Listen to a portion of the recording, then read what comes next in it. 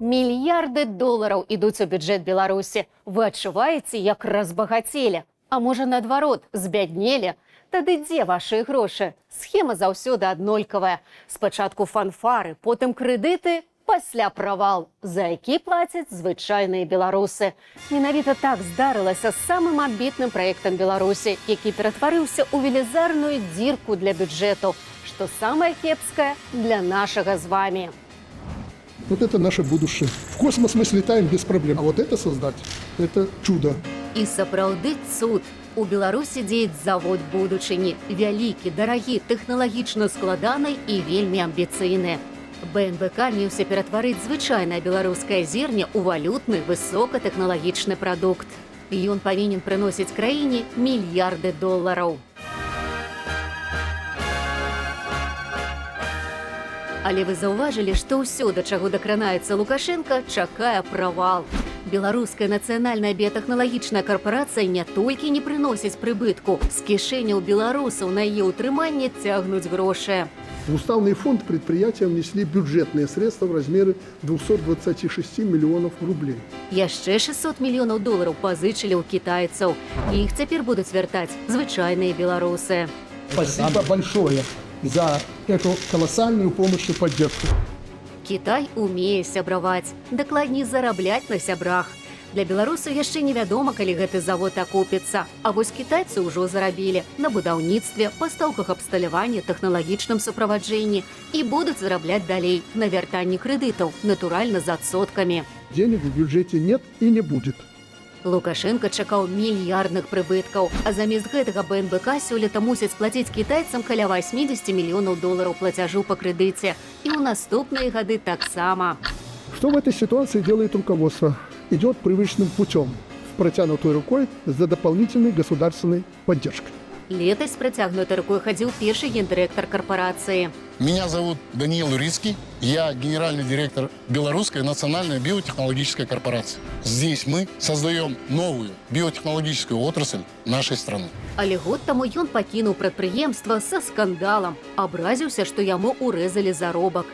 Даниил Урицкі, сапраўднае імя якога Данияр Усенов, збеглы прэм'ер-міністр Кыргызстану, асуджаны на радзіме да пажыццёвага зняволення. Сярод кіраўнікоў БНБК быў і старэйшы брат Мікалая Лукашэнкі па маці Дмітрый Абельскі. Нават дзіўна, чаму афтальмолог Абельскі і асуджаны за перавышэнне службовых паўнамоцтваў ды ўдзел у забойстве Усенов не здолелі прывесці флагманскага прадпрыемства краіны да поспеху. Отставать мы не можем. Предприятие должно загрузить свои мощности и стать наконец-то финансово устойчивым. Каб стаць фінансава ўстойлівым, БНБК трэба перамагчы свайго галоўнага канкурэнта на сусветным рынку кармавых амінакіслотаў. А гэта Кітай, які ўжо даўно робіць дакладна такую прадукцыю, толькі больш маштабна і танней. Як думаеце, у каго набываюць?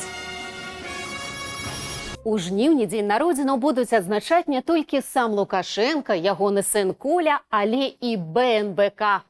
Споўніцца 10 гадоў, як з беларусаў цягнуць грошы на гэтае дзецішча Лукашэнкі. Юбілей будуць адзначаць пышна. Александр Григорьевич, мы от нашего коллектива приготовили подарок. Стол круглый и 8 стульев – это по-китайски. Нет углов и 8 – это бесконечное счастье. Праўда, шчасце, як выглядае, зноў не для беларусаў. Примите наш подарок с нашей благодарностью. І Лукашенко таксама падрыхтаваў падарунак на юбілей біятэхналагічнай карпорацыі. Загадаў беларускім аграпрадпрыемствам набываць яе прадукцыю. Такую добрую, унікальную, айчынную, што аж змушаць трэба, каб набылі. Кіраўнік камітэту дзяржкантролю распавёў, чаму ж яны самі без адміністрацыйнага прымусу не хочуць купляць беларускае. Кормят датским кормом, который дешевле, и количество кормов расход меньше. Что не так? Все так, пока так. Як думаеце, якая будзе цана на сельгаспрадукцыю, калі яе вытворцу змушаюць набываць даражэйшы камбікорм? Адказ можна пабачыць на паліцах. Ніхто іншы, менавіта мы у краме пераплочваем за такое эфектыўнае вядзенне гаспадаркі. Для тех, кто там падает.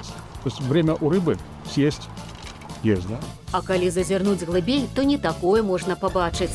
Напрыклад, структуру БНБК і ідэальную для вывядзення бюджэтных сродкаў. Прыбыткі і долі ідуць прыватным і замежным структурам, а крэдыты і рызыкі простым беларусам. Раней паказвалі, а цяпер засакрэцілі інфармацыю пра заробкі на БНБК. Паводле мемарандуму дзяржкамітэту маёмасці у год падпісання дакументаў пра стварэнне карпорацыі, калі яшчэ не было ні заводу, ні вытворчасці, сярэдні заробак там складаў больш за $6000. У 2017 годзе амаль $10 000, а праз год $26 000. Калі вы сябр Лукашэнкі, сваяк сяброў або сябр сваякоў, абы хто там не працаваў, то такімі тэмпамі рос ваш дабрабыт. Калі ж вы не належыце да набліжаных, то цяпер ведаеце, чаму бяднееце. Вот это наше будущее. Это чудо. Гэта не завод, які выводзіць Беларусь у будучыню. Гэта труба, праз якую беларускія бюджэтныя грошы выцякаюць з краіны. А беларусам застаецца галоўнае – ганарыцца цудам і плаціць па рахунках.